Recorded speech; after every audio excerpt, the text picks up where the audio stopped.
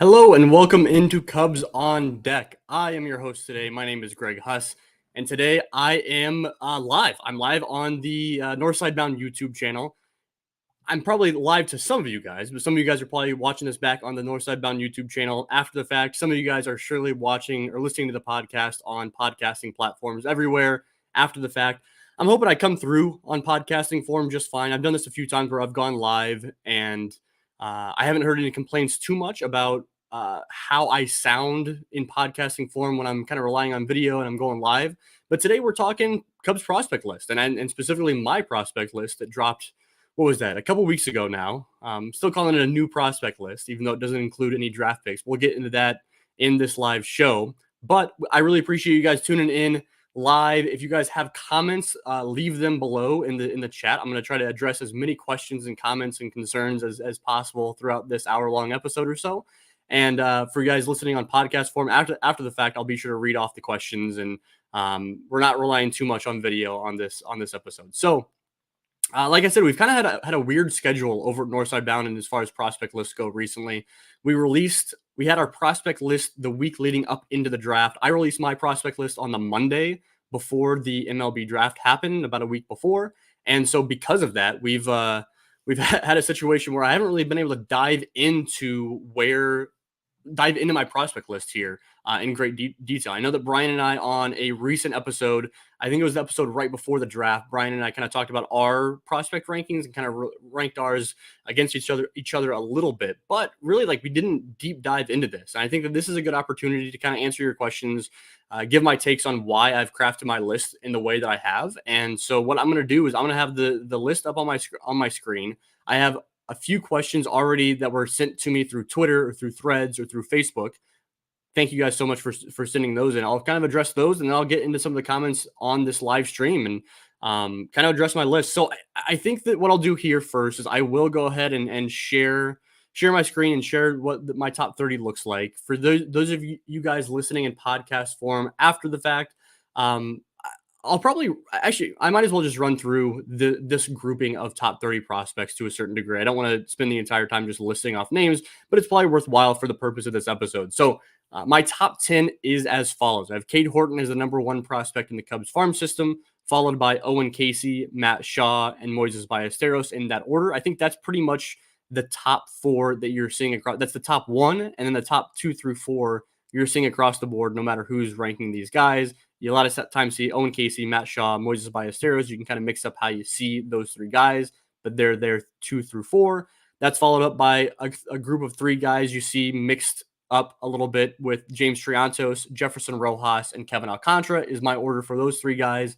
And then the top 10 is followed by Jackson Wiggins, Alfonso Rosario, and Will Sanders. And then the other 2 guys that kind of are getting top 10 consideration are Christian Franklin and Christian Hernandez. I had those guys ranked 11th and 12th. So I'll get into the depth of this top 30 as it gets deeper into this. But I think that right off the bat, before I start answering questions, I think I want to hit on the fact that, and if I am not coming through good audio quality, let me know in the chat, because I don't have a partner for this episode to tell me, hey, your audio sucks.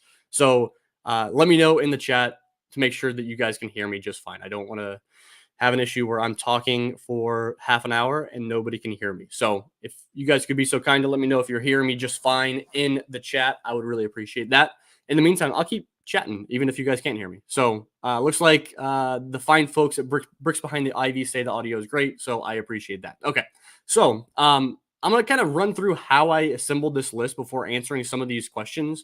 I think that for me, the Cade Horton being number one is kind of I didn't have to think much about it, right? If you got the best pitching prospect since Mark Pryor in your Cubs farm system, then you rank him number one. I know that there's question marks about his health right now, and even before he went down with the injury, there was questions about the stuff playing in AAA Iowa, right? He came up to AAA, and the fastball velo wasn't quite there. The stuff didn't have quite as much bite, and that's fair. But I'm not too worried about that. What we saw from him in 4 outings or so. Caden Horton is my number one prospect in the system, and right now I didn't really think twice about doing that. The Owen Casey, Matt Shaw, Moises Ballesteros, like I said, those 3 guys are kind of like, you can order those guys in any way you want between Casey, Shaw, and Ballesteros. I think that I would not make any argument if you mix those up in any other way. And then James Triantos, Jefferson Rojas, Kevin Alcantara. I think there's a question we'll address later on about Kevin Alcantara, but I've often been the high guy on Kevin Alcantara up to this point. I think that I had him ranked right behind in that grouping of guys behind PCA and Cade Horton coming into the season and the season before. I had Kevin Alcantara right behind those two. I had him as my highest ranked guy, behind, even in front of Shaw and Ballesteros and Casey and all those guys. So I have him. I dropped him down to 7, and I think it's mostly just because I need to see more out of him. We are seeing more out of him. To be completely honest with you, I think that since those first 8 games of the year, he's posted a pretty dang good OPS over the course of the season. So I want to see him put everything together. I'll address more of that later with Kevin Alcantara, and then after these top 7, really to me, there's a big 7 in this Cubs farm system. It's numbers 1 through 7 are all consensus top 100 prospects in all of baseball.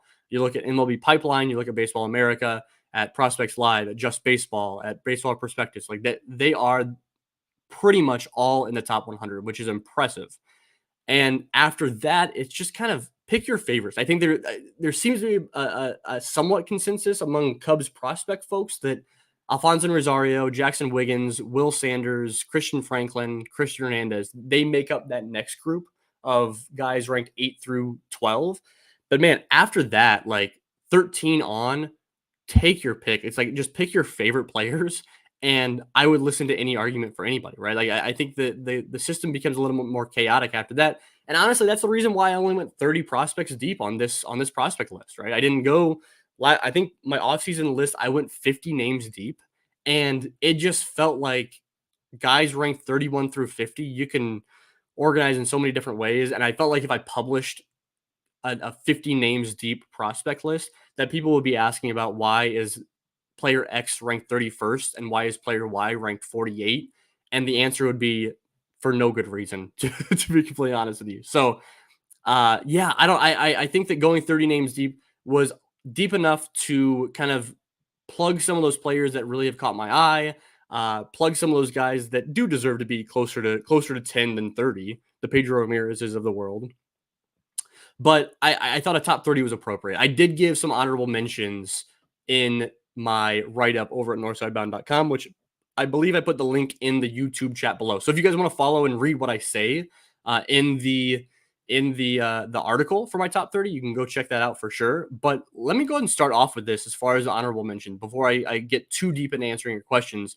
I did have several honorable mentions that I didn't rank 31, 32, 33, but I did mention in alphabetical order here. I want to point out a few. They're listed below. They're Sam Armstrong, Juan Bayo, Brennan Davis, Nick Dean, Joan Delgado, Zach Lee, Cole Roeder, Luis Rujano, JP Wheat, and Bryce Wyndham. All those guys deserve some mention. They may not be top 30 prospects, but definitely deserve some mention. I want to hit on a couple guys here specifically. I'll hit on Cole Roeder later. There's a question about him, but Brennan Davis is a guy I want to point out here. Obviously, he's dealing with a back fracture right now, and he is out what seems to be the rest of this year. And I want to point out the fact that I had him ranked in the teens. I had him ranked, I believe, right around like the 15, give or take a few slots, before he went down with that back fracture. That's how strong he looked in his return. That's how good he was looking, that I had him ranked in the teens. And he was outside my top 30 coming into this season. So he made a big jump. And unfortunately, I just had to drop him out. Well, that injury kind of put me over the edge in terms of my expectations for him moving forward in the Cubs system. So I dropped him out of the top 30. Another guy worth pointing out is Bryce Wyndham, just because of his proximity. I'll say Bryce Wyndham and Zach Lee because of their proximity to Chicago, right? They are one call away. Bryce Wyndham being a catcher, that catching depth might be tested at some point this year. He's just a call away from Chicago. We might see him there. Zach Lee is not all that different from the Porter Hodge, Hunter Biggie, Michael Arias group, Frankie Scalzo. All those guys are in my top 30, right? Porter Hodge is ranked 17. Hunter Biggie is ranked 18. Michael Arias at 19. And then Frankie Scalzo down at number 26. I don't think Zach Lee is far off from those guys. I think that there's a very small degree of separation between those folks. And so I think Zach Lee is right next to that top 30 group. I don't think he's too far off there. So I appreciate you guys tuning in to the live chat. I'm looking at all kinds of comments coming in, and I really appreciate this a lot. This helps a ton. Looks like I want to go ahead and address. We have a question from Eric asking, what about Cam Smith? Is he more bottom 10-ish range? I will Let's go ahead and start off with that because this ranking obviously does not have any draft picks. I posted this when I was promoting this live stream. I posted this graphic that shows my top 30 prospects on Twitter, on Facebook, on Threads, and all that good stuff. And I got multiple comments back saying, did the Cubs really tank the draft that much? Are there really no Cubs draft picks in the top 30? Remember, this was released before the draft, and this was very strategic in dropping this list before the draft so that we didn't have to rank any draft picks, because these guys all on this list are guys that we've kept eyes on for quite some time now, and so I don't want to just randomly plop a draft pick in with this mix of top 30 guys, considering I haven't seen them play at a pro level at all, especially these high school guys where we really are just going off some very simple scouting reports. But I will comment on a few guys that I think are appropriate, I guess, to be in the mix for this top 30. So Cam Smith, the Cubs' first round draft pick, I have him probably sitting at number 8 on my Cubs top 30. I mentioned that Cubs top 7, Cade Horton through Kevin Alcantara, and because those are all consensus top 100 guys in all of baseball, I struggle ranking Cam Smith above any of those guys, because that would be basically saying that Cam Smith is already a top 100 prospect in all of baseball. And I don't think that's the case. I think that like that may come one day. I think that may come next year even. But right now, like, to take the 14th overall pick in the draft and plop him into the top 100, we saw that with Matt Shaw pretty much immediately last year. But that was a unique circumstance. I think that Cam Smith is not quite a top 100 prospect in my eyes yet. And so because of that, he gets slotted in right after Kevin Alcantara, number 8 in the system, right above Jackson Wiggins. So that's where I'd rank Cam Smith as of right now. Some other guys worth pointing out, I think Cole Mathis, the Cubs' second round draft pick, I would probably have in the, I don't know. I have a grouping of 3 relievers that I mentioned at 17, 18, 19. That's Porter Hodge, Hunter Biggie, and Michael Arias. I think that Cole Mathis can fit anywhere between 16 and 23 or so, 24 or so. And I think that's probably a pretty safe bet. I'd probably rank Cole Mathis, I don't know, probably right around 20 for right now to be on the safe side. I think that he might pop up list pretty quick, but also you guys know I am cautious about the first base profile. I think the important thing with Cole Mathis is he might not be a first baseman, right? He was drafted as a third baseman. Dan Kantrovitz came out after the draft and had a lot of confidence in Cole Mathis playing third base, playing maybe some corner outfield. And I think that's going to be super, super important to follow. I think if he can actually play those positions and hit as well as I think he can, then he's probably going to push up closer to that like 13, 14, 15 range. If he is a first baseman and we're relying on the bat, you guys know I'm going to rank him closer to 25, 26, 27. The other draft picks, I probably wouldn't rank any other draft picks in this top 30 as of right now. I think that Ty Southesine is probably in the top 40 range. I think Ivan Bredauer is probably pretty close to that range as well in terms of top 40, maybe just outside the top 40. And then I think also a guy like Matt Hallback is a guy that might be a top 40, top 50 guy as well. But besides that, I'm in big time wait and see mode when it comes to some of these draft picks. We got Cam Smith, I think top 8, or I think 8th.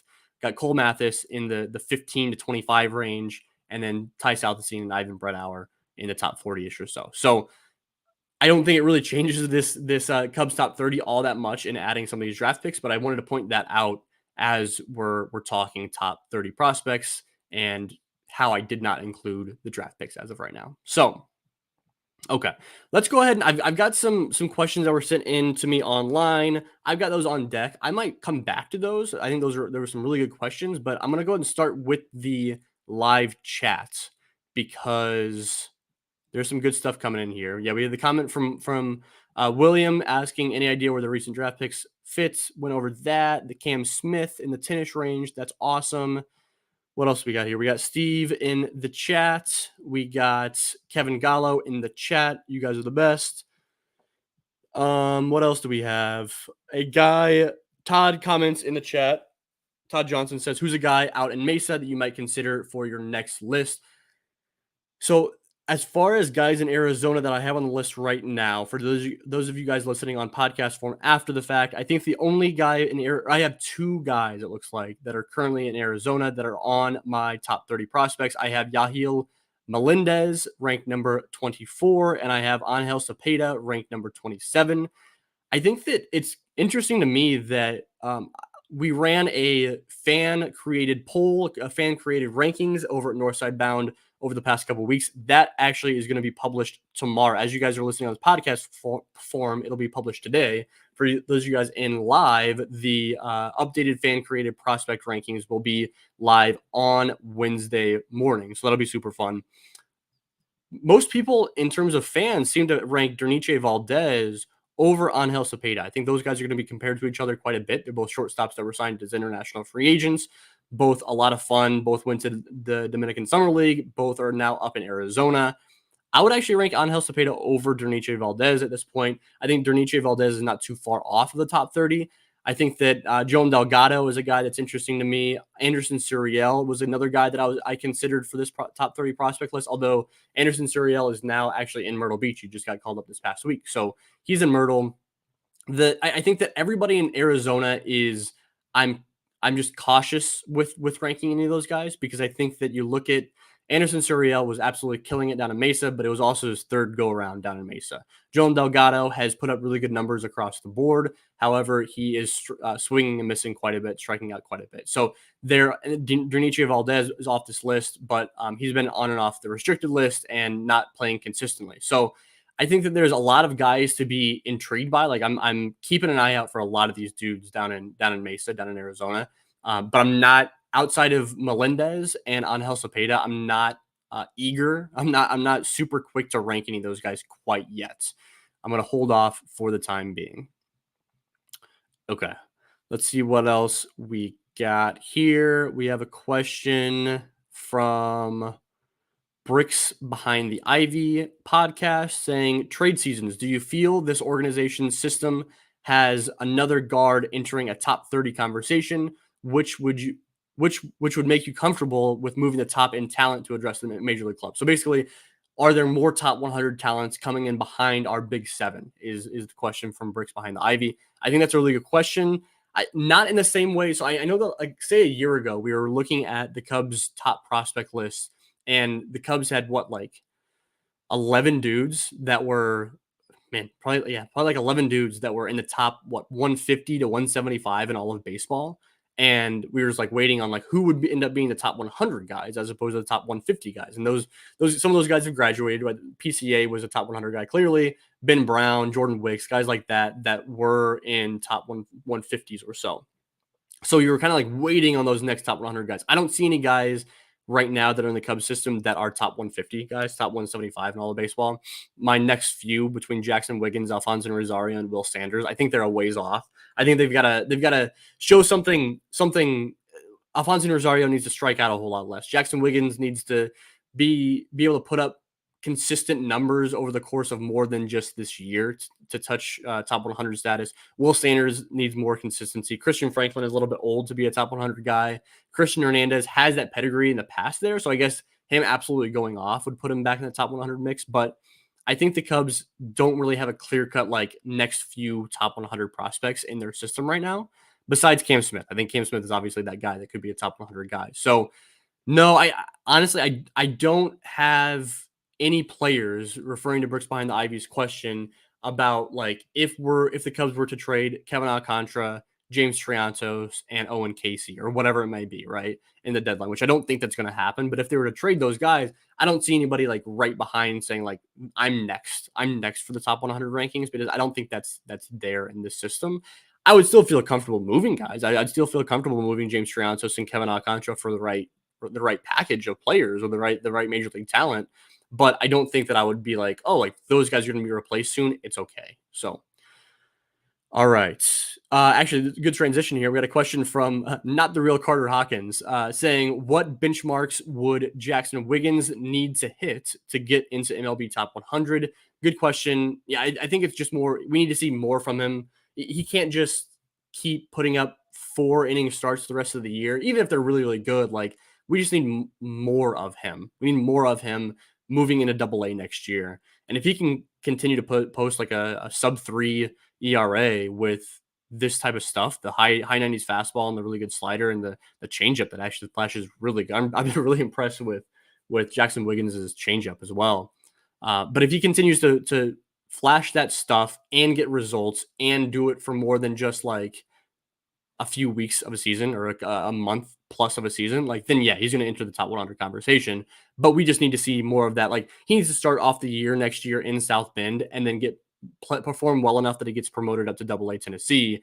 And then at that point, I guess next year it'll be Double A Knoxville. But you get my point. Up to Double A for the Smokies next year. Then at that point, once he reaches Double A, then at that point we're talking about a top 100 conversation. Until then, he's a former college pitcher pitching in the lower levels of the minors. Even if he does have good stuff, it's not quite good enough to.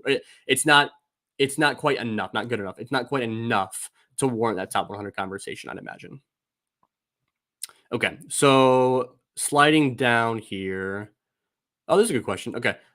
We got a question saying how many players on this list will reach the majors by end of year? By the end of the year this year in 2024, I think that I mean, we can just start off from the top, right? I think that Cade Horton is worth the conversation. I don't know how he's doing health-wise. I can't speak to that. So I don't think we can assume that he will make his MLB debut again or this year like we once thought. Owen Casey, man, so much of this is so dependent on the trade deadline happening in a week, So I don't want to. I guess I don't want to get too much into the weeds on this question, just because if the Cubs end up selling in a week, then the answer to this question might look different than if the Cubs end up buying.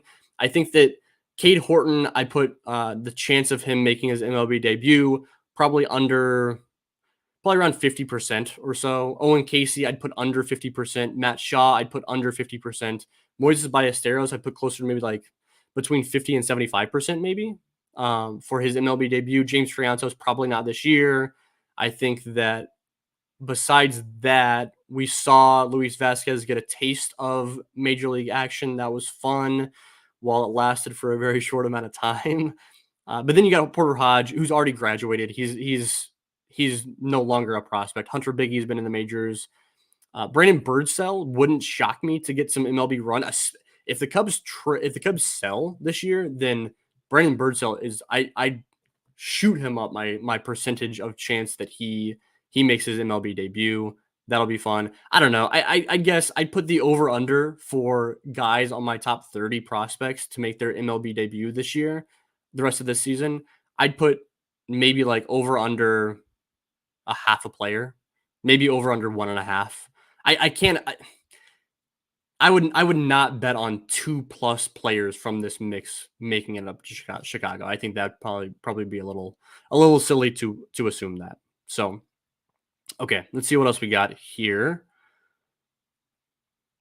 All right, we got a question. We have a question from Andrew saying, following the draft, which position group is strongest in the farm? My dark horse answer is first base. Yeah, first base is fair. At this point, you got Moises. I'm calling Moises Ballesteros a first baseman. You got Moises Ballesteros. You got, I don't know. That's an interesting one. You got Cole Mathis, but I think that the Cubs work really hard to make sure Cole Mathis is not a first baseman. So I don't know. I probably stick with, I'd probably go with the outfield group. I'd probably go with the outfield group here because you got Owen Casey, you got Kevin Alcantara. Those are two top 100 outfielders. You got Alphonsine Rosario right behind him. You got Christian Franklin, who's a really good depth.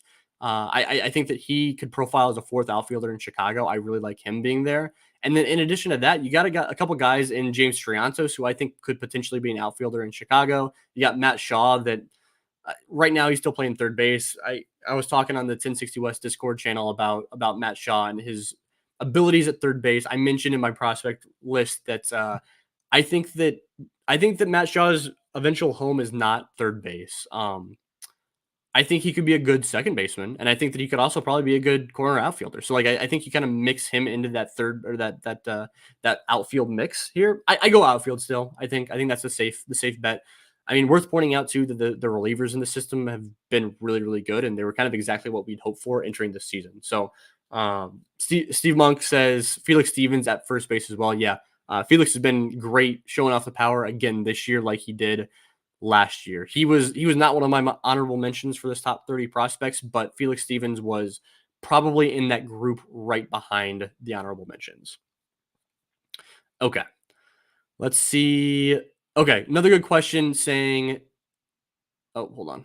Another good question here saying, can Moises Ballesteros catch 3 to 4 games a week long term, or is he destined for a full time DH? So I've addressed this on the podcast. Hopefully for you guys listening on podcast form, you're not sick of me saying this, but I don't see any scenario where Moises Ballesteros is a part time catcher, just because that doesn't exist. You know, like outside of Mitch, I've said this before, outside of Mitch Garver, who now for the Mariners, previously with the Texas Rangers, there's no such thing as like a starting player, like a good starting player that also only catches part time. Like I don't, there's no other precedent for that besides Mitch Garver that I'm aware of. If I'm incorrect, please let me know. But there's just no precedent for that. And I think that if you believe in Moises Ballesteros as a hitter that much, and you don't believe in him as a full-time catcher, then he's just not going to be a catcher at all. You know, at that point, he's a DH or he's a first baseman. So this is not a knock. Like, I'm not sitting here like knocking his catching right now. I don't get that part-time catching just because I've never really seen it. We had the same conversations with Kyle Schwarber, right? When he was coming up to the system, we're like, oh, like maybe Kyle Schwarber can be that guy that catches 2 or 3 times a week or whatever. He's a part-time catcher in addition to being a DH or whatever. And we saw like that ended up not happening because at some point, like the bat becomes so valuable that you're not focused on developing him as a catcher. So I'm not saying let's rule out Moises Ballesteros as a catcher yet, but let's rule him out as a part-time catcher. I don't think that makes a whole lot of sense. So, okay. As you guys keep entering in, Steve Monk says Yogi Berra caught and also played right field in the 60s. I appreciate that comment. That was awesome. While you guys keep sending in questions in the live chat, I'm going to go back and reference some of these questions that were sent in to me online through social media beforehand. All right. So let's just run through some of these. I told you guys I would mention the Kevin Alcantara thing. So I got a question from John Clay over on Threads saying, does Kevin Alcantara's ranking have anything to do with the lack of home run power this year? No, I don't think necessarily. I don't think it has necessarily to do with any lack of home run power. Like I mentioned, like what I have written in my write-up of my top 30 rankings on the Northside Bound website probably isn't entirely fair. I tweeted something the other day about Kevin Alcantara's numbers after the first 8 games of the year. Just take out the first 8 games of the year, and I think he had somewhere like a 820-ish OPS, which compared to the Southern league-wide OPS, which is like I think 670 or something like that. He's been really, really good offensively, and we know that he's a really strong defender in center field. We know he has speed, maybe not necessarily like stealing 25 bases a year, but that like good base running speed, going first to third, going first to home, all that good stuff. Kevin Alcantara, I have been a firm believer in Kevin Alcantara for a long time. The things that worry me are the fact that he's already on the 40-man roster, so you can't. There's a little bit more sense of urgency in terms of like getting him ready for the major leagues. You can't call him up early and you have him not quite ready, but you also can't treat him with kid gloves and keep him down in the minors for too awful long, considering that lack of options. I think that I think he has an option year next year, and I think Tommy Myers let me know that he actually has one more option year in 2026.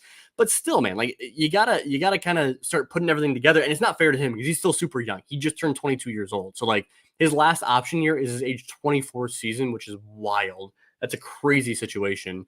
But there's a little bit of sense of urgency. I haven't quite seen him put everything together yet. I think that like in the same way that we're watching Moises Ballesteros like know who he is as a hitter. Owen Casey like is still going through some growing pains, but even like the growing pains version of him is still really successful. I don't think Kevin Alcantara can afford to go through growing pains and still be successful at this point. And so like I said, I've had him ranked third for quite some time now. I'm dropping him down here to 7. But like I said, I think the difference between Owen Casey at 2 and Kevin Alcantara at 7 is like not a whole lot at all. I'm still a believer in Kevin Alcantara. I still I still think the talents are off the chart. I could still see him being traded this off or this deadline or this offseason and then absolutely tearing it up with whatever his new team is. I could see that happening, and that would be so frustrating. But I think that Kevin Alcantara is a wildly talented player, and I just want to see him really and truly put everything together. I'm really excited. Okay. Let's see what else we got. We got a question on, I think this was on Facebook from Walter Preen. I got a comment on Facebook. There's a Cubs prospect group on Facebook that does a great job of kind of relaying information about Cubs prospects and keeping it very civil on that Facebook group. So that's always super fun. Walter Preen comments on the Facebook group and says, "Who do you think has the biggest chance of being a star?" Basically, who has the biggest upside of this group of top 30 prospects? Um, that's a good question. I think that Owen Casey has all-star upside. I think Cade Horton has all-star upside. Kevin Alc- it might be Kevin Alcantara, man. I know the hit tool isn't quite there compared to like Owen Casey or Matt Shaw or James Triantos or Moises Ballesteros, or Jefferson Rojas for that matter. But like the true like power, Gold Glove defense in center field, speed, arm. Like he has four potential great tools and one that like is lagging a little bit behind versus like these other guys. Like I think Owen Casey has a good arm. He has a lot of good pop. Obviously, the hit tool is weird because he swings and misses, he strikes out, but like he's still batting like 280 or something like that. There's not like four and a half tools like what what Kevin Alcantara has. So I guess I'll go Kevin Alcantara. The upside on like if we're dreaming on Jefferson Rojas, if he can stay at shortstop and also make a lot of good like he's making a lot of contact this season, but also generate some more power, like the body indicates that he will. Like Jefferson Rojas has a really high upside as well. Someone lower down on my prospect rankings that I'll say that has a really, really high upside. If I'm looking at my list, I don't know. I think that the guys ranked like 15 and below, there's not a whole lot of like super high upside guys there. I mean, Yahil Melendez, I mentioned before. Naz Mule, I think the stuff is really good with him. He profiles more as a bullpen role for me right now, but like there's a reason why I kept him in the top 30, even though he's a guy that doesn't have great command and he's working out of a bullpen. Like I think that Naz Mule may be that guy just because like there's so much untapped potential in Naz Mule. So that might be a guy worth pointing out. We have a question from Ron Luce asking, when do we get to see Frankie Scalzo Jr., which is a question I love to hear. We love Frankie Scalzo Jr. on the show, and I have Frankie ranked at number 26th, which is of true relief prospects, the fourth ranked guy behind Porter Hodge, Hunter Biggie, Michael Arias, and Frankie Scalzo Jr. Frankie Scalzo Jr.'s fourth. I think that he still needs to work out some things in AAA. I think it's totally fair for him to spend the rest of the season this year in AAA, return back to Iowa to start next year, and then like really hit the ground running and be ready for a call up to Chicago at any point next year in 2025. I think that we saw downright dominance from Frankie Scalzo during his time in AA to the point where he literally didn't give up a run this year, and he's gone through a little bit of growing pains. Like the numbers aren't tragic in AAA right now. But I think that like I think he'll give him some time to work through some things this year. I would love to see him tomorrow in Chicago just because like I'm one of his biggest fans in general, right? But I think that it's probably like a safe timeline to just assume he's going to be in Iowa the rest of the season, and then he gets called up at some point next year. I think that'd be super fun for Frankie Scalzo Jr. All right, guys, keep sending your comments in the chat. I really appreciate you guys keeping me going live. I mentioned before, whenever I've done these live shows, the reason why I do single, like just me with no co-host live is because I feel like with you guys commenting in the chat, I'm actually talking to another human being and not just like talking at it. I mean, I am talking at a screen. I'm talking literally to my laptop, but I feel like you guys having some comments here and there are reacting to what I have to say as opposed to me just going crazy and talking to myself, which I can go crazy and talk to myself. That's always fair. But all right, we got another question. Oh yeah, we will have one from Kevin Gallo asking, do you see Brett Bateman as a fourth outfielder? Yeah, I have Brett Bateman ranked number 30 in the system right now. And Brett Bateman is one of my favorite players to watch on a game in and game out basis just because of the way he plays. Really, really good defense in center field, really good speed. He's aggressive on the base paths. He makes a lot of contact at the plate. The down and he draws a ton of walks at the plate as well. The downside for Brett Bateman, you guys have heard it before. Like he just doesn't have any power. Like he's a small dude, skinny guy. There's no power, and like really, I can't project much more power out of him in order to be a fifth out, let's say a fifth, like fourth or fifth outfielder, right? There's not much difference between those two profiles, but like for him to really be a fourth or fifth outfielder in Chicago, like he's going to have to develop power. And when I say power, I don't mean like hitting the ball over the fence, even like pull side power. I just mean like peppering the gaps in left and right center. I think he needs to be able to do that better and not just rely on like I get extra bases because I'm fast. He needs to get extra bases because he's putting the ball in the gaps. If he can pounce on a get me over fastball every once in a while, get me over curveball every once in a while, and put that just down the right field line, just pull it over the wall, that would be an extra bonus. But he's going to have to develop some sort of power. I've seen too many of these dudes that are his profile. It's the there's a difference in Brett Bateman and some of these guys, but like it reminds me of like a Darius Hill or an Ezekiel Pagan or a DJ Wilson or a Connor Myers or a I could go on and on with these center fielders, these center field profile type guys. The difference is Brett Bateman draws a lot of walks, right? Ezekiel Pagan, Darius Hill, those guys, Connor Myers, like they did not draw a ton of walks, and so that's where Brett Bateman kind of puts himself ahead of some of those players. That's why he's ranked in the top 30. And I believe that Ezekiel Pagan and I know Darius Hill were never ranked in my top 30s. The reason why Brett Bateman is there is because he walks. But as he climbs the ladder, as he goes up to double A, as he makes it up to triple A, which he surely will make it up to double A and triple A, I'm 100% positive of those things. He's going to be thrown more strikes, right? So he needs to continue to draw walks somehow, and that might be laying off more pitches on the edges of the zone and drawing walks that way. It might be just instilling a little bit more fear into pitchers. They have to pitch around him a little bit more. But because the walks have to be there with his profile, it's going to get super tricky and super dicey once you reach triple A. So keep an eye out for that. Keep an eye on that for Brett Bateman as he continues to climb the ladder. Okay. We got a question saying who is most likely in contention for Rookie of the Year next year, Owen Casey or Matt Shaw? Most likely between Owen Casey and Matt Shaw. That's a good question. I know that. Oh man, that's a tough one. I know Jack McMullen from Just Baseball, from the Call Up Pod, came on this show on Cubs on Deck, and he specifically said that Owen Casey's got to be the favorite in all of the National League for Rookie of the Year next year in 2025. Yeah, I think that I think I'd go with Owen Casey because I think when you're looking at Rookie of the Year, like I'd have to go back and look at past Rookie of the Year like races, but I feel like Matt Shaw is a pretty safe bet to be a consistent performer across the board in his rookie season. Like nothing crazy. Like we're talking like a 105 WRC plus, a really solid performer across the board. But I think those guys don't typically win Rookie of the Years, even if he's playing every day from opening day through the end of the year. If he's putting up a 105 WRC plus, I don't think that's Rookie of the Year material. Is my best guess.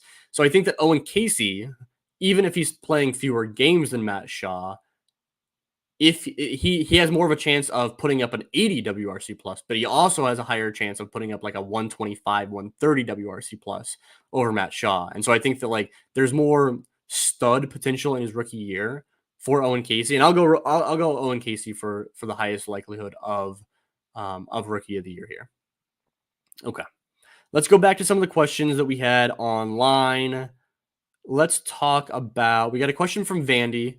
He asked, could you explain the reasoning behind Brody McCullough being in the top 30? It feels tough to rank him with the injuries piling up a bit, despite having excellent stuff. Yeah, so I have Brody McCullough ranked at number 16, which is high considering that he's injured right now, and he's been injured quite a bit during his pro career. However, I mentioned earlier that like guys ranked 13 through 30, pick your favorites, right? I picked Pedro Ramirez because I've heard lots of good things about Pedro Ramirez. I have him at 14. I think that Brody McCullough is one of my favorites. And that's why I have him at 16. And the reason why he's one of my favorites is like you look at a guy who's dealt with injury problems, and like let's look at Brennan Davis, for example, right? Where Brennan Davis was really, really good early in his career, and then he dealt with some injuries. And when he came back from those injuries, except for this hot streak that he had this season, in past years when he's returned from injuries, he has not looked good in his return. That's just an example of like just using Brennan Davis as an example. Brody McCullough, whenever he's been healthy, whenever he's been battling back from injuries, he's always looked good on the mound. The stuff is consistently looked good. The results have consistently been there. And because of that, like even though he's been out, when he has been on the mound, he's shown off why he's ranked 16th in the system material. You know what I mean? So like I think that like my view of Brody McCullough is just like I'm hoping for more health from him moving forward, and I'm not worried about the talent level. And so, like, because of that, because I'm not worried about the talent level, there's question marks about guys ranked 13 through the rest of the system, 13 through 50, 13 through 75. And because my question right now with Brody McCullough is health, I don't know. I'll roll with the guy who has talent and the guy who has some good stuff, and the guy who's lived on the edges of the zone, and the guy who has just gotten outs. I'll take that guy. Like I like the talent that he shows. Okay. We got a question from I think this was somebody on Twitter. I think his name was just D on Twitter saying, "Oh, I like this one. If Moises Ballesteros, if Mo Baller was a sure thing to stay behind the plate, would you move him up to number 1 or 2?" So a reminder: I have Moises Ballesteros ranked as the number 4 prospect in the Cubs farm system right now. I responded to D on Twitter, and I just said, "Yeah, if Moises Ballesteros was an average defender at behind the plate, if he was an average catcher defensively, and the Cubs felt confident trotting him out there at catcher to play average defense day in and day out in Chicago, Moises Ballesteros would be the number 1 ranked player in the Cubs farm system for me. He'd be number 1." And I think that my thinking with that is that if you can get a catcher that's posting a 120 WRC plus or better, and he's catching every day, then that's not only is that a top player in the Cubs farm system, that's a top 10 player in all of baseball. Like you look at a guy like I am not at all comparing Moises Ballesteros to Adley Rutschman. But you look at Adley Rutschman, he is a good defender behind the plate. He's not an average guy. He's a good defender behind the plate, and he's posting a WRC plus of 120 plus or so each year. And so that was a consensus number 1 prospect in all of baseball. That was a number 1 draft pick, easy in all of baseball. That's a guy that a team would want to start their franchise with. And so if you take a WRC plus of 120 for Ballesteros at the major league level, which I think that he can get to pretty consistently, and you also throw average defense, yeah, that's no doubt a number 1 player in this farm system. No matter how good Cade Horton is, Moises Ballesteros should be ranked 1 in that situation. So now my confidence in him doing that is less, and that's why I have him ranked number 4. Right? I think that like the difference between him being an average defender at catcher and him being a DH is such a wide gap. Like that's an incredibly wide gap in terms of like how you view him as a player value standpoint. Okay. I got a question from Edguana on Twitter saying 2 prospects I was intrigued in from past drafts were Ethan Hearn and Cole Roeder. Do you think they'll ever be more than organizational depth at this point? I did mention earlier when I was going through the honorable mention, I said we had a question about Cole Roeder. This is it. Cole Roeder, I'm going to point out specifically that he has been a decent player in AAA Iowa. I think that I listed him as an honorable mention guy because like he has the profile of a 4th outfielder, more so than a guy like Brett Bateman. Cole Roeder has that profile where like he does have enough pop to not hit 20 home runs with consistent playing time in Chicago, but to like he has enough pop there in terms of doubles and triples and home runs. Also on Cole Roeder's side is that he's a strong side platoon guy. He's a left-handed hitter, so he'd be good against other right-handed pitchers. He can play all 3 outfield positions pretty well defensively, and he has enough speed to get the job done. Like he is when you're crafting up a 4th outfielder profile, it's for Cole Roeder. Now he needs to continue to like improve and put it all together and prove that he's ready to take on that responsibility. Obviously, like he's not quite there yet. He's a prospect for a reason, but Cole Roeder, I think that he's more. I think he can be more than just organizational depth.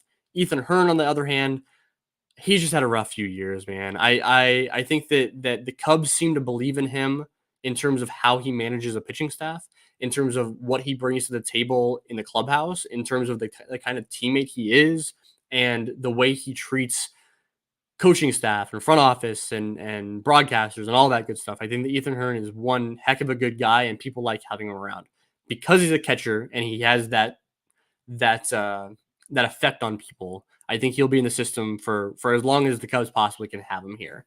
And so, yeah, I wouldn't put any major league expectations on Ethan Hearn, but I think he's a good guy to have in your organization. That's for sure. All right, we're at the 45-minute mark. I'm going just an hour on this show. I know I say that every show. I know on the podcast we say it every show, and we always go over by a few minutes. I'm going to try my best to keep it at an hour here. So we'll see how that actually goes. We do have, so go ahead and send in your questions. I'll kind of wrap up with more questions. I have one more I want to address here from the questions that were sent early on before I started recording here. This is from YM. Ask, if the Cubs become sellers and acquire some interesting prospects, which positions would you be hoping to bring into the organization, or which position groups do you feel need the most love? Okay, this is good. This is unique to the Cubs' current situation, I think. So right now, I think this question could be phrased like could be viewed similarly to what we were viewing the draft, right? When we went to the draft, we were saying I kind of want the Cubs to continue to load up on some depth in terms of pitching staff, in terms of starting pitchers in the organization, and they kind of did that, right? Like they ended up drafting a lot of pitchers on day 3 of the draft, and I think that was a good move for sure. I expected them to draft more pitchers in the top 10 rounds. They didn't do that. That's fine, whatever. That's their strategy.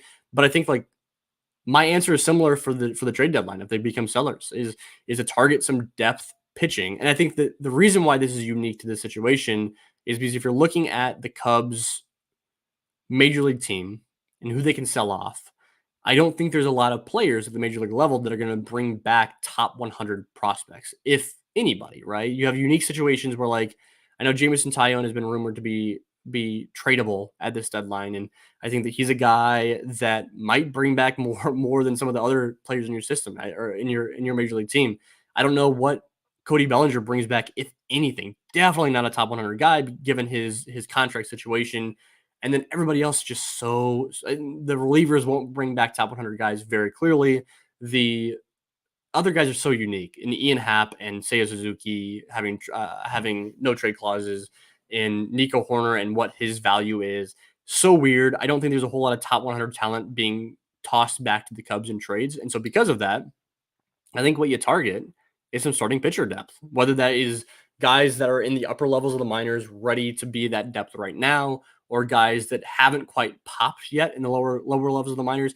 I I am not a Jed Hoyer apologist, but I will say something that he has done really, really well during his time of these too many years of Cubs sell-offs is identify prospects that are future top 100 guys before they've really popped, right? Identifying PCA, he was not a top 100 guy before he was acquired. Kevin Alcantara, going on the list, we got Owen Casey was clearly not a top 100 guy before he was acquired. Like, uh, I think the Cubs have Ben Brown was another guy that was sniffing top 100 list and was not a top 100 guy when he was acquired. Like, Jed Hoyer has been really good at that.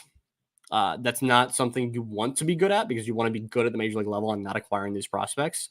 But he has been good at that. So if the Cubs do end up selling and they are getting non-top 100 prospects back, I believe in his ability to kind of identify guys that could end up popping. And with that, you're gonna get a few prospects that are the Yasin Santanas and guys like that, the Reggie Preciados that don't pan out in terms of like really taking off. But if he can identify not even a Kevin Alcantara or an Owen Casey, but a guy that's like a top 15 guy in your system and you can get him, if you can get a couple of those guys for Jameson Taillon, then man, I think you chalk that up as a success. So I think that's who you kind of target are not yet broken out guys and starting pitcher depth at the double A-ish level. I think those are the guys you target. You're not getting, I think my big thing is like, you're not trading any of these guys in Chicago. There's not a single player, Jameson Tyone, anybody on the Chicago Cubs major league roster that is going to get you back major league ready, like starting caliber players right now. It's not, or for next year. It's just not going to happen. There are no players on the major league roster that can do that right now. So you kind of pivot into the next best thing, and it's guys that could pop or guys that can provide some depth. So Kevin Gallo asks, is the Cubs long-term catcher in the system right now? My answer is a resounding no.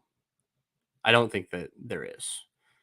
You look at the major league roster, I think Miguel Amaya has been impressive over the last 2 weeks. I think he's been a league average hitter over the past 2 months. I know that Brett Taylor over Bleacher Nation actually pointed that out. It's been buoyed by what he's done the past couple of weeks, obviously, but like that's over the grand scheme of things, 2 months of average hitting. You'll take that, but that's not a starting catcher, long-term playoff caliber catcher. Like that's not what Miguel Amaya is. Moises Ballesteros, I don't think is a catcher, so I don't think I consider that. And then my next highest ranked Cubs prospect catcher is I have Pablo Aliendo ranked at number 28 in the system. And I think that I've said before, I think that's they're different players, but I think the profile in terms of like the value he brings to the major league team one day resembles that of Miguel Amaya for Pablo Aliendo. I think that he's a backup. He's a backup catcher in Chicago. That's what you're dreaming of. That's what you're dreaming of for Pablo Aliendo. And so that's why I haven't ranked at 28 in the system right now. Because I don't think he's a starter in Chicago. And then after that, like, who do you have? Like, who are other catchers that you're kind of pointing out and you're saying, like, that's a major league starting catcher?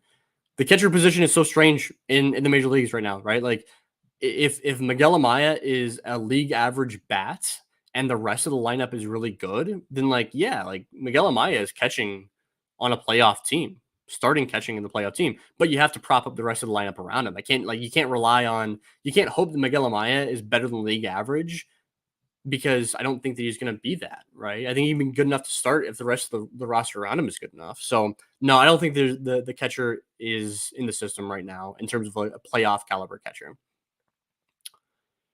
Okay,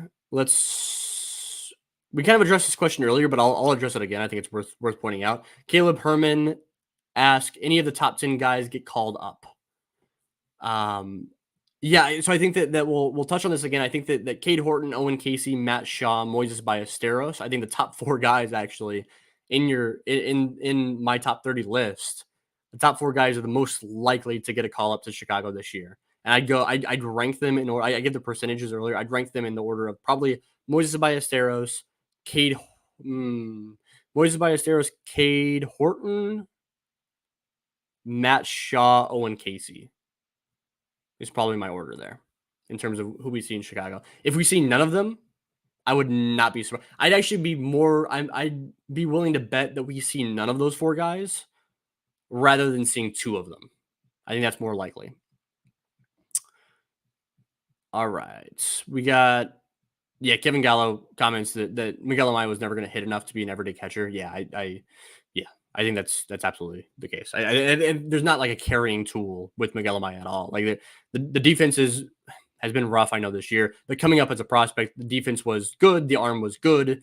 But then he had Tommy John surgery and the arm was not as good. The raw power is good, but the game power has never been strong.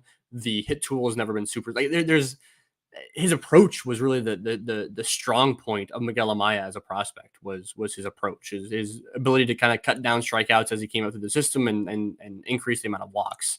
And like approach is not something you look at as like a carrying tool, So yeah, I agree with that. Okay, so I don't have any more questions as of right now in the chat. I'm not going to wrap this up quite yet because what I want to do is there's a few names on this list, on this top 30 list that I haven't really hit on yet. And I want to be sure I kind of mention as many of these guys as humanly possible. So if you guys still have questions, pop them down in the chat on YouTube. I will still try to address that in the next 5 to 10 minutes or so. But in the meantime, I'm going to run through some of these dudes that I have not made comments on up to this point. I kind of mentioned Luis Vasquez, who I've ranked number 13. I think that I'm probably higher on him than most. I haven't been that way in the past with Luis Vasquez. We know that Luis Vasquez is a is a good defender at shortstop. He's injured right now. We know he's a good defender at shortstop. We know that the bat, like what he did last year, is probably not legit with the bat, but like you get what you get with Luis Vasquez, and I think that that warrants top 15 consideration at the very least. So that is worth pointing out for him at 13. Pedro Ramirez, I mentioned on my write up of Pedro Ramirez, like I probably wouldn't be this high at 14 for Pedro Ramirez had I not heard so many good things from so many different folks about Pedro Ramirez. Everybody else that I talked to loves Pedro. They think he's a legit ball player. And so I actually cranked him up my list a little bit. If I were to just go off like my view of Pedro Ramirez and what I've seen from Pedro and like the putting on my scout hat for Pedro, I probably have him ranked closer to like 20 than where I have him now at 14. But like I said, the other comments from people just kind of jolted him up this list at number 14. Drew Gray, I have at number 15, and he's just not been good, dude. Like he's not been good. He has the the release point has kind of escaped him. He's walking a ton of dudes. The mechanics look not great right now, in my opinion. But like we know that there's that like pedigree there with Drew Gray, and like when you're talking about a guy that has talent and he just clearly hasn't put everything together, like I'll keep him in the top 15. I have no argument with him being down closer to 25 for Drew Gray. I've already talked about the three relievers quite a bit in Hodge, Biggie, and Arias. Arian Rodriguez, I have not yet mentioned, and we did have a question about Arian Rodriguez somewhere here. And I'm sorry I didn't. Oh, here you go. Yeah. William asked, talk a little bit about Arian Rodriguez. I don't know much about him. That's fair. That's fair. Not know much about him. He just got called up to South Bend. What was that? Probably about a month ago or so. Arian Rodriguez, this is kind of like, again, this is me kind of putting on my scouting hat here with to a certain degree. I've seen the velo has kind of propped up a little bit from where it once was.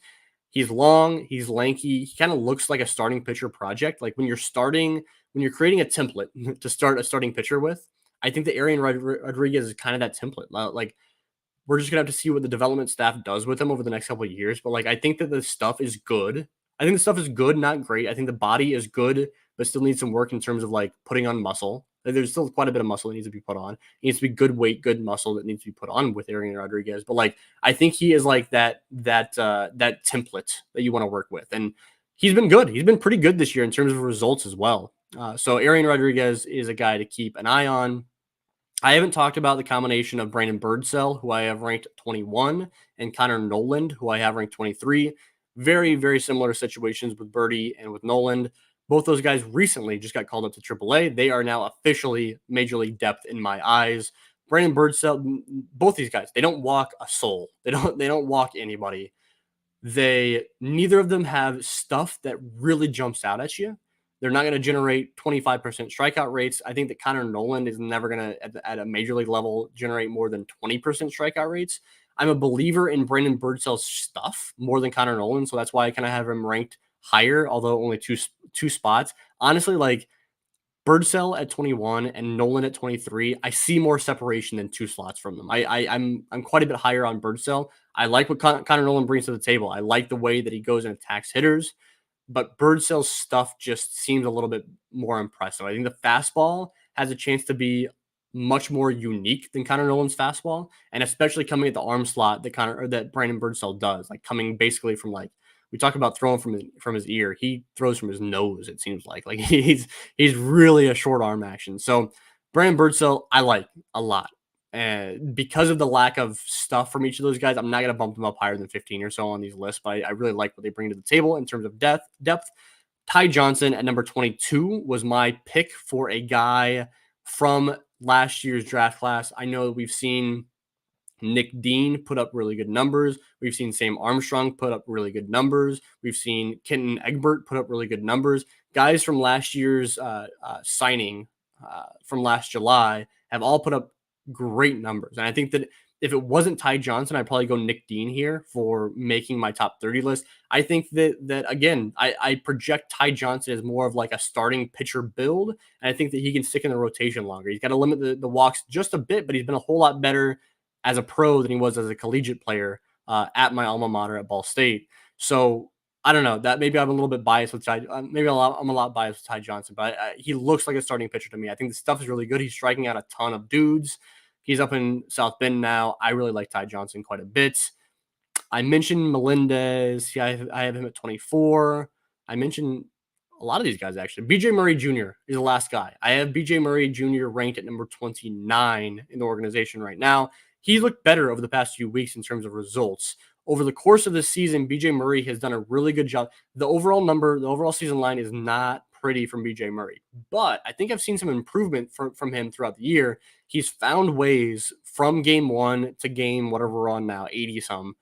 We've seen him go drop the strikeout rate pretty precipitously over the course of from game one to where he's at now. The strikeout rate has gone down, the walk rate has gone up, and it has gotten closer to what his career numbers have been up to this point. And for him to continue putting up not great numbers, but work on those two skill sets has been really impressive. So like coming into this year, and for the majority of this year, what's happened with BJ Murray and the downturn we've seen from him is kind of exactly what I was worried about entering the season. That pitchers just aren't scared enough of him, and so that walk rate goes down, kind of like what we saw with Brett Bateman. Different players, obviously, but we need to see more pull side power from BJ Murray. That's what it comes down to, honestly. And I think when he does that, he'll continue to draw some more walks, and I think he'll be all right. So all right, I just passed the 1 hour mark. The Chicago Cubs are getting ready to have their first pitch here in just a couple minutes. And so let me see if there's any more questions here in the chat that I can address before I put a bow on this live stream and this episode. Okay. Let's see what we got. We have a question about the draft. Might as well address this here. Was the reason you four guys, meaning me and Todd Johnson and Greg Zumak and Rich Biesterfeld and Brian Smith on the live stream of the draft show, were so quiet when you heard Cam Smith? Was the choice because you were so surprised and thought the name would be a Savage? No, I think that I think that Cam Smith was actually our outside of you Savage. I think that Cam Smith was our prediction. I know that was Brian Smith's prediction, anyways. But I think that was kind of our thought, was that it would be Cam Smith or Trey Savage drafted. I think that the thing with Cam Smith, whenever we do those live shows, the draft pick comes in, and we've been talking about these dudes for the entire hour and a half leading up to the pick, and the pick actually comes in, and we have to like change our mindsets of like we're thinking about like what happens if for an hour and a half, like, oh, if the Cubs draft Cam Smith, what does that mean? And like we have to reset ourselves after the pick actually comes in to say like, oh, like Cam Smith is a Cub now. What does that mean for like his development? What does that mean for the Cubs? Why did the Cubs do that? All that good stuff, So like, I think it's just a mindset, honestly, because that happens to us literally every single year. Every single year I've done that show, we've kind of had like that reaction where it's like, all right, let's pause, let's be quiet for a second. It's probably a bad timing to do that, to be completely honest with you, but it always ends up happening. I'll end the show with this question from Carter Hawkins. That is not Carter Hawkins, but I'm going to believe that it is Carter Hawkins. He asked, who is the more powerful Greg? Is it Huss or Greg Zumak? Well, I'll tell you what, Greg Zumak has been riding a high coming off the draft. So he has all the power in the world. But because of that, like he's got that power. He's got that. He's just riding a high. If you put him in the box, he's going to go yard 100%. We're going to go with Greg Zumak as my pick for as the more power. So looks like William says that the Cubs are in a rain delay right now. So in theory, I could go longer. However, I'm going to go ahead and call it quits on this live stream. I can't thank you guys enough for tuning in live, helping me out during this live stream, addressing these Cubs top 30 prospects. I think that was fun. I like to do this every year, both during my midseason update and my off-season update of my list. Just kind of run through these draft picks and let you guys know what's going on and what I think of these not draft picks of these prospects. What I think of these prospects at this timestamp, because that changes in the next 2 weeks. I already think differently of some of these guys than I did 2 weeks ago when I posted this top 30 ranking. So in the meantime, thank you guys so much for tuning in live. Thank you guys so much for tuning in after the fact on YouTube and on all the podcasting platforms.